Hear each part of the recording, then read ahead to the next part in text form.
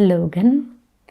అందరిపై దయ చూపించే వారిగా అయితే అహంభావము, వహంభావము అంటే భ్రమ, సందేహము అన్నీ కూడా సమాప్తమైపోతాయి.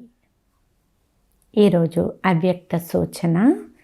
ఈ అవ్యక్త మాసంలో బంధన ముక్తులుగా ఉండి జీవన్ముక్త స్థితిని అనుభవం చేయండి. మీ రచన అయిన కమల పుష్పము నీటిలో ఉంటున్న నీటి బంధనము నుండి ముక్తముగా ఉంటుంది.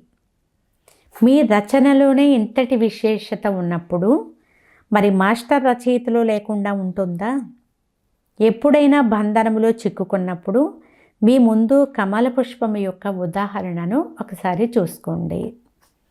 కమల పుష్పము న్యారాగా ప్యారాగా అవ్వగలిగినప్పుడు మాస్టర్ సర్వశక్తివంతులు అవ్వలేరా? ఇలా అనుకుంటే సదా కొరకు మీరు న్యారాగా ప్యారాగా అంటే అతీతముగా మరియు అతి ప్రియముగా అయిపోతారు. అచ్చా. ఓం శాంతి.